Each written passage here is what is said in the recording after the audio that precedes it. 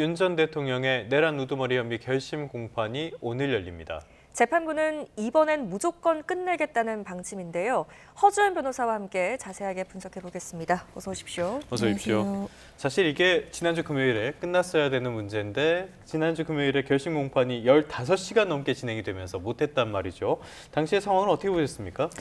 상당히 이례적인 상황입니다. 초유의 사태라고도 볼 수 있습니다. 결심 공판을 쪼개기로 한다는 것은 네. 보통의 사건에서는 우리가 찾아보기 힘든, 사실상 전례가 없다고 평가해도 무방할 정도의 이례적인 상황이었고, 특히 서증 조사가 보통 길어도 30분을 넘지 않는 통상의 재판들과 비교해 보면 김용현 전 장관 변호인 측의 서증 조사만 무려 8시간 가까이 이어졌다는 것은 사실상 최후 변론에서 변호인단이 진술할 수 있는 내용들과 서증 조사에서 제시하는 의견들이 중복될 가능성이 상당히 높아 보이는데도 불구하고 이렇게 많은 시간을 지연시켰다라는 평가까지 나올 수 있는 상황이다라는 생각이 듭니다. 서중 조사가 뭐죠?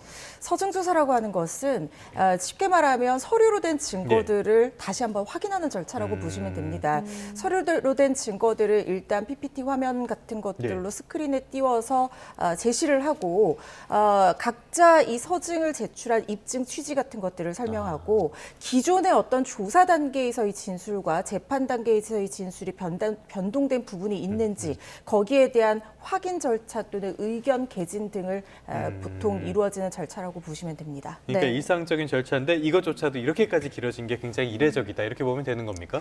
상당히 이례적이라고 네. 볼 수 있습니다. 서중 조사를 한 피고인만 8시간 동안 한다는 것은 저희가 보통 들어가는 형사재판에서는 네. 상상하기 어려운 정도거든요.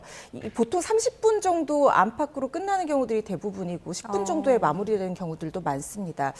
그렇다고 해서 서중 조사가 무조건 형식적으로만 진행된다는 이야기는 아니지만 그렇다 하더라도 이렇게 하나하나 공방을 주고받는다는 것은 이미 이전에 나왔던 증인신문 단계라든가 재판 단계에서 나왔던 공방들을 다시 한번 이어가는 것이고 그것이 또 최후 변론에서 반복될 수 있다는 점에서 사실상 비효율적인 진행이다라는 생각도 듭니다. 네, 이렇게 피고인 측의 장시간 발언을 두고 김용현 전 장관 변호인 측은 자화자찬을 했거든요. 이거는 법정판 필리버스터다. 그런데 또 이걸 두고 비판하는 목소리도 많이 나왔습니다. 어떻게 보셨어요? 사실 법원에서 진행되는 재판의 변호인이 해당 재판이 어떻게 진행됐는지 그리고 검찰 측, 특검 측과 판사 측에 대해서 어떻게 개인적으로 생각하는지를 이른바 욕설까지 섞어서 개인 채널에 나와서 이렇게 이야기하는 것도 상당히 바람직하지 않은 현상이라는 생각이 듭니다. 물론 재판이 지금 중계되고 있고 재판은 공개의 원칙이 있기는 합니다만 재판에 임할 때는 그야말로 사법부와 이 상대방을 존중하는 자세에서 그리고 법과 정의를 실현하겠다는 어떤 사명감을 갖고 임해야 되는 것이 변호인의 당연한 의무일진데 이것을 재판이 끝나자마자 나와서 고의적인 어떤 지연 전략을 썼던 것을 전제하는 듯한 발언까지 했거든요. 그러니까 이번 작전은 성공이었다라고 하면서 윤 전 대통령에게 하루의 시간을 확보해 줬다는 점에서 굉장히 기쁘다라는 소회까지 얘기를 했는데 사실 이것도 굉장히 또 문제가 될 수 있는 부분이 뭐냐면 피고인의 변호인은 어디까지나 자신이 변론하는 피고인을 위해서 행동을 해야 하는 것이 당연한 의무입니다. 그런데 지금 이 김용현 전 장관 변호인 측은 마치 윤 전 대통령에게 이 서증 조사를 하고 최후 진술 등을 할 수 있는 시간을 하루를 벌어줬다는 식으로 마치 그것이 전략이었던 것처럼 얘기를 한다는 것도 과연 자신이 변론하고 있는 피고인을 위한 것이 맞는가 하는 의문이 드는 부분이 김용현 전 장관의 이렇게 변론을 지연하게 된다고 하면 이게 지지자들을 위한 결집 메시지를 내는데 정치적인 효과는 있을지언정 재판 자체만 놓고 본다고 하면 재판부에 결코 좋은 인상을 줄 수는 없다는 생각이 들거든요. 사실 이렇게 지연시키는 게 과연 어떤 의미가 있을 것인가 하는 개인적인 생각도 들어서요. 이것은 변호인으로서 올바른 태도인가라는 생각도 듭니다. 며칠 더 시간을 끈 거 외에는 별로 의미가 없을 수도 있다. 자, 여당 쪽에서도 재판부에 대한 강한 비난이 나왔는데 이거 자체가 좋냐 안 좋냐를 떠나서 재판부가 이런 진행을 제대로 못하고 있다라는 비판은 충분히 나올 법도 한 것 같아요. 이 부분 부분에 대해서는 변호사님은 어떻게 보십니까? 사실 형사소송 규칙에 따라서 재판부는 소송 지휘권을 적절히 행사해서 예. 발언 시간을 제한하거나 조율할 수 있는 권한이 충분히 있습니다. 특히 효율적인 재판 진행을 위해서라면 소송 지휘권을 적절하게 행사하는 것도 재판부의 의무이기도 합니다. 그런데 지금 직위원 재판부에서는 형평성을 지나치게 고려한 나머지 너무 비효율적인 재판 진행을 하는 것이 아닌가 하는 생각도 들고 실제로 그런 비판도 있는 것이 사실입니다. 예. 그렇지만 사상 초유의 재판이고 또 이 형 자체가 사형 무기징역, 무기금고형만 규정된 굉장히 중한 범죄를 특히 우두머리 같은 경우에는요 예. 다루고 있는 그런 범죄인 만큼 재판부 입장에서도 특검 측에서도 소송 조사하는데 7시간 반 걸리지 않았냐라는 피고인 측 주장에 대해서 무조건적으로 배척하기는 어려운 현실적인 사정도 있었을 것이라는 생각도 일견 듭니다. 그렇지만 지금 오늘 만약에 마무리를 하지 못한다고 하면 한 번 더 쪼개기를 해야 된다는 건데 사실 이것은 전례도 없을 뿐만 아니라 너무나 비효율적이라는 생각이 들거든요. 만약에 너무 지나친 고의지연이 보인다고 하면 소송지휘권을 적절히 행사해서라도 어느 정도 재판 진행의 효율성을 기해할 예. 필요가 있다라는 생각이 듭니다. 네, 이런 여론을 재판부도 의식하고는 있는 것 같습니다. 오늘은 반드시 마무리 짓겠다라는 입장을 밝혔는데요. 오늘 오전 9시 30분에 이제 시작이 됩니다. 어떤 순서로 진행될까요? 네, 일단 지금 윤 전 대통령의 서증 조사가 오전과 오후 넘어서까지 줄을 이루어서 진행될 거라는 생각이 듭니다. 네. 지금 윤 전 대통령 측에서 서증 조사 시간이 8시간, 6시간에서 예. 8시간 정도 필요하다 이렇게 얘기를 하고 있거든요. 예. 김용현 전 장관도 8시간 진행했고 특검 측도 7시간 반, 8시간 가까이 했으니까 우리도 8시간 정도 하겠다. 형평성 고려해달라. 이거 시간 보장해주지 않으면 방어권 침해다라고 주장할 가능성이 있습니다. 그러다 보니까 이 서증조사 상당히 일단 길어질 것 같다라는 생각이 들고요. 그리고 여기서 이 윤 전 대통령 측 변호인단의 어떤 의견 진술 등이 공방 형태로 똑같이 또 이루어질 거라는 생각이 듭니다.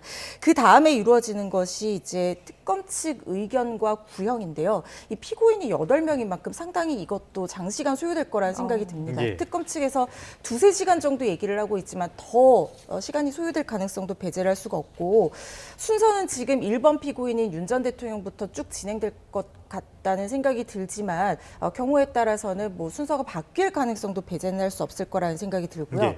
양형 이유와 구형을 각각 진행할 것이기 때문에 이 역시 시간이 소요될 것이고 그다음에 구형이 있고 난 뒤에 변호인단의 최종 변론 그다음에 피고인들의 최종 진술, 최후 진술 이런 순서로 마무리될 거라는 생각 듭니다.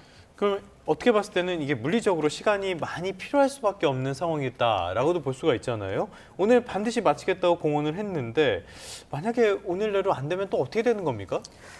오늘내로 반드시 맞춰져야 한다고 생각을 하는데 네. 지금 국민적인 피로도 너무 증가하고 맞아요. 있거든요. 예. 그런데 정말 물리적으로 시간이 어쩔 수 없이 소요가 돼서 왜냐하면 재판부 입장에서도 충분히 방어할 기회를 보장했다고 해야지만 그 결과에 승복할 수 있는 명분을 쌓을 수 있는 측면도 예, 있다는 예. 생각이 들거든요. 그래서 만약에 길게 진행이 된다고 하면 최대한 빨리 추가 기일을 지정을 해서 마무리를 하는 절차를 겪을 것이라는 생각이 드는데 그렇다고 하더라도 이 선고기일이 지금 잡혀 있는 것에서 큰 변동은 없을 거라는 생각이 듭니다. 왜냐하면 보통 통상적으로 결심 공판 이후에 한 달 정도, 한두 달 정도 있으면은 이 판결 선고가 되는데 네. 지금 13일이기 때문에 만에 하나 한 번 더 기일이 지정이 된다고 하더라도 아직까지 한 달 정도의 시간은 어느 정도 남아 있다고 볼 수 있는 상황이거든요. 예, 그리고 지금 재판부 인사이동 때문에 만약에 직위원 재판부에서 선고를 마치지 못한다고 하면 인사이동으로 재판부가 바뀌게 된다고 하면 변론 갱신 절차를 거쳐야 되는데 예. 이것 역시 상당히 장기간 지연될 가능성도 더 배제를 또 할 수가 길어질 수 없습니다. 있는 거네요. 그렇습니다. 예. 그렇다고 하면 너무나 비효율적인 진행이 될 것이기 때문에 이 부분은 직위원 재판부에서도 충분히 염두에 두고 최대한 빨리 끝내서 선고기일에 변동을 주지는 않을 것이라는 생각 듭니다. 네, 자, 이제 관심은 자연스럽게 특검의 구형에 쏠립니다. 얼마를 과연 구형을 할 것이냐. 선택지는 별로 없잖아요. 사형과 무기징역이 두 가지가 거론이 되는데 특검 내부에서도 의견이 참 분분한 것 같아요. 아무래도 이 전례가 그렇게 많지 않은 데다가 이 국민적인 관심도가 높은 전직 대통령에 대한 구형이 포함되어 있다 보니까 특검 측에서도 이례적으로 구형량에 대한 회의까지 하면서 고심이 깊었던 것으로 보입니다. 사실상 거의 유일한 전례라고 볼 수 있는 신군부 비상계엄 내란 당시에 전두환 씨에게 이 사형이 구형이 됐었거든요. 그래서 그때 당시에 어떤 피해 정도라든가 지속 기간 등을 고려하면 무기징역을 구형해야 되는 것이 아니냐 이런 전망들도 많이 나오고 있습니다만 저는 개인적으로 사형에 구형될 가능성이 상당히 높다고 생각을 합니다. 실질적인 어떤 피해의 기간이라든가 이런 것들은 좀 달라질 여지는 있긴 하지만 그럼에도 불구하고 이 사건은 양형에 참작할 만한 사유가 그렇게 보이지 않습니다. 사실상 내란은 전 국민이 피해자라고 봐도 무방할 법한 중대한 범죄인데 이게 뭐 일반 사건처럼 합의를 한다든가 이렇게 해서 양형 사유로 참작할 수 있는 것도 아니고 그렇죠. 결국에는 자신이 혐의를 인정하고 반성하는 태도를 보이는 것만이 가장 중요한 양형 참작 사유가 될 것인데 지금 윤 전 대통령은 그런 부분에 있어서는 굉장히 전혀. 강경한 태도를 보이고 있거든요. 그렇기 때문에 실질적인 구형량을 고려한다고 하더라도 특검이 과연 이 사건에서 실질적인 구형량까지 고려할 것인가라는 의문도 저는 있어서요. 네. 범죄의 중대성 그리고 우리 사회에 끼치는 혼란 이런 것들을 고려했을 때는 사형에 구형될 가능성이 높다고 개인적으로 전망하고 있습니다. 다시는 이런 일이 없어야 되니까요. 그런 점들도 많은 그 구형이라든지 선고 측면에서 고민이 있을 것 같습니다. 자, 이번 사안, 요 사안의 재판이 이제 오늘 마무리된다고 해서 윤 전 대통령을 둘러싼 재판들이 끝난 건 아닙니다. 상당히 많은 재판들이 남아 있는데 16일 오후 2시에 특수 공무집행 방해 등의 혐의를 받는 윤 전 대통령에 대한 2심 선고가 진행이 됩니다. 첫 선고가 될 텐데 전망은 어떻게 보십니까? 통상적으로 구형량의 절반이나 3분의 2 정도 선고되는 전례로 비추어 봤을 때 그리고 대법원 양형 기준 등을 비추어 봤을 때는 5년에서 7년 사이 선고가 이루어질 것이다라고 개인적 전망하고 있습니다. 지금 구형이 어떻게 돼 있죠? 지금 구형이 10년 나왔거든요. 그런데 통상적으로 이렇게 여러 범죄가 한 재판 과정에서 실체적으로 경합해서 판단되는 경우에는 구형량도 공직선거법 등에 규정된 예외적인 경우를 제외하고는 혐의별로 쪼개서 구형을 얘기를 하지 않는데 그때 당시 특검이 10년 구형을 하면서 이례적으로 특수공무집행 방해 혐의는 5년, 직권 남용 혐의는 3년, 허위 공문서 작성 등 혐의는 2년 이런 식으로 나누어서 도합 10년을 구형을 했었거든요. 그런데 특수공무집행 방해 혐의가 가장 중대한 범죄라고 볼 수 있는데 이 하나만 본다고 하더라도 단순 공무집행 방해 혐의 같은 경우에 1년 6개월 그리고 가중유소가 있는 경우에는 4년까지 선고할 수 있도록 양형 기준에서 명시를 하고 있습니다. 이 사건은 자신의 어떤 지휘를 받는 경호처 직원들에 대한 피지휘자에 대한 교사 그리고 총기까지 동원하라고 했던 어떤 혐의들 이런 것들까지 고려한다고 하면 이 특수공무집행 방해 혐의 중에서도 상당히 중대하다고 볼 수 있고 가중 요소가 많은 사건이라는 생각이 듭니다. 그렇다고 하면 이것만 보더라도 구형량이 5년이니까 4년 정도 최대 형량으로 선고가 된다고 하면 다른 혐의들에 대해서 추가적으로 가중 처벌까지 고려하면 5년에서 7년 정도 선고될 가능성 높다고 보고 있습니다. 네, 문제는 이 사건 하나로 끝나지 않는다는 점인데 윤 전 대통령이 현재 피고인으로 재판받고 있는 사건이 총 8개입니다. 내란 우두머리 사건 그리고 체포방해 사건 1심을 제외하고서라도 6개가 남았잖아요. 앞으로 재판 일정 어떻게 진행될 거라고 보세요? 지금 일반 이적죄 혐의가 1월 12일째 첫 공판 있고 그다음에 위증 관련한 혐의도 있습니다. 계엄 전 국무행위 개최한 그 부분에 대해서 허위 증언했다는 부분인데 이게 공판 준비 기일이 오늘 잡혀 있는 상황이고요. 그리고 이종섭 전 장관에 대한 어떤 범인 도피 혐의 재판도 있는데 이게 1월 14일에 첫 공판 준비 기일로 예정이 되어 있습니다. 이른바 명태균 게이트라고 불리는 정치자금법 위반, 여론조사 무상 수수했다는 것도 지금 공판 준비 기일이 1월 27일 잡혀 있고요. 그다음에 최혜병 관련한 직권 남용 혐의에 대한 재판은 다음 달로 넘어갑니다. 2월 3일에 첫 공판 기일이 잡혀 있고요. 공직선거법 위반, 그러니까 선거 과정에서 허위사실 발언했다는 혐의는 아직까지 일정조차 나오지 않은 상황이거든요. 이 중에서 내란 우두머리 혐의 등 이 내란 혐의 관련한 내용들 제외하고도 한 너댓 개 정도의 재판 일정들이 아직까지 추가로 계속해서 이어질 것이고 이것들이 지금 1심도 제대로 진행이 되지 않은 상황인데 모두 다 항소심 대법원까지 갈 가능성이 높거든요. 그렇다고 하면 이 12.3 비상계엄과 윤 전 대통령 관련 재판들은 앞으로 수년간 계속해서 이어질 가능성도 높아 보입니다. 네, 이런 흐름 속에서 내란 사태와 관련된 또 다른 핵심 인물이 있죠. 이상민 행안부 전 장관인데요. 특검은 징역 15년 구형하면서 친위 쿠데타라는 표현을 썼는데 특검의 이런 친위 쿠데타 표현 어떻게 보셨어요? 왜 썼다고 보십니까? 쿠데타라고 하는 것은 무력으로 정권을 찬탈하는 것을 그렇죠. 의미를 예, 합니다. 지금 특검 측에서는 군과 경찰 같은 국가 무력 조직을 동원해서 전형적으로 정권을 계속해서 유지를 하려고 했다. 그러니까 사실 정권을 찬탈한다고 보기는 어렵습니다. 왜냐하면 집권 당시였기 때문에. 그렇지만 그때 당시 거대 야당 전국에서 이 정권이 수세에 몰리니까 집권 여당이 수세에 몰리니까 이른바 이 무력적인 방식을 동원해서 계속해서 장기 집권하려고 했다라는 표현까지 썼거든요. 네. 그만큼 이번 내란 혐의에 대해서 상당히 중대하게 보고 있다라는 것을 방증한다고 볼 수 있고 그 죄질도 불량하게 보고 있는 것이 특검의 시각이다라는 생각이 듭니다. 특히 이상민 전 장관 같은 경우에는 자신의 단전 단수 지시에 대해서 강력하게 부인을 하고 있는 상황인데 지금 법률가 출신입니다. 10년이 넘는 판사 경력을 가지고 있는 법조인이 단전 단수 지시와 비상계엄의 의미에 대해서 이해하지 못했을 리 없다. 그렇다고 하면 언론사를 자신의 입맛에 맞게 길들이려 하고 사실상 장악해서 자신의 어떤 정권 집권에 대해서 그리고 마음대로 국정을 운영하는 것에 대해서 비판적인 시각 자체를 차단하려고 했던 것을 충분히 인정을 하고 이해할 수 있는 상황 아니었냐. 그럼에도 불구하고 적극적으로 협조했기 때문에 이것은 친이다. 그러니까 정권에 대한 과도한 충성심이 빚은 잘못된 결과이다라고 보는 것이 특검의 시각이라는 생각이 듭니다. 알겠습니다. 윤 전 대통령 주변에 있는 사람들의 재판도 계속 관심을 갖고 지켜보도록 하겠고요. 끝으로 이 사안 하나 살펴보도록 하겠습니다. 지금 3대 특검의 후속으로 2차 종합특검법이 법사위를 넘어섰어요.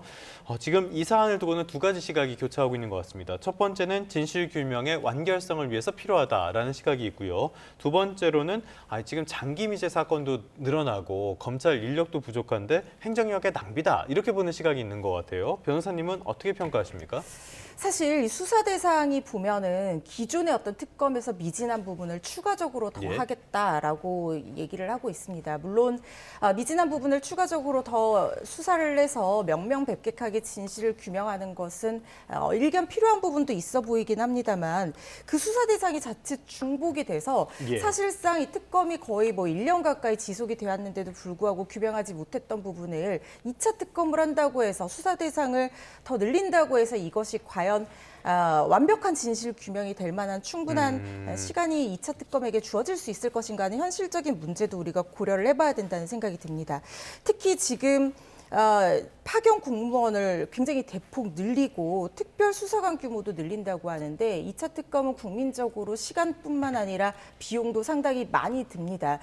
그런다고 하면 사실상 민생에 투입되어야 하는 어떤 수사 인력이라든가 이런 부분에 대한 허점이 생길 수도 있고 공백이 생길 여지도 있는데 과연 그럼에도 불구하고 2차 특검을 진행해야 될 만한 어떤 명분이라든가 실익이 있을 것인가 이 부분에 대해서는 우리 정치권이 한 번 더 고민해봐야 되는 부분이 있다는 생각 듭니다. 네, 알겠습니다. 오늘 여기까지 듣겠습니다. 지금까지 허주연 변호사와 함께했습니다. 잘 들었습니다. 고맙습니다.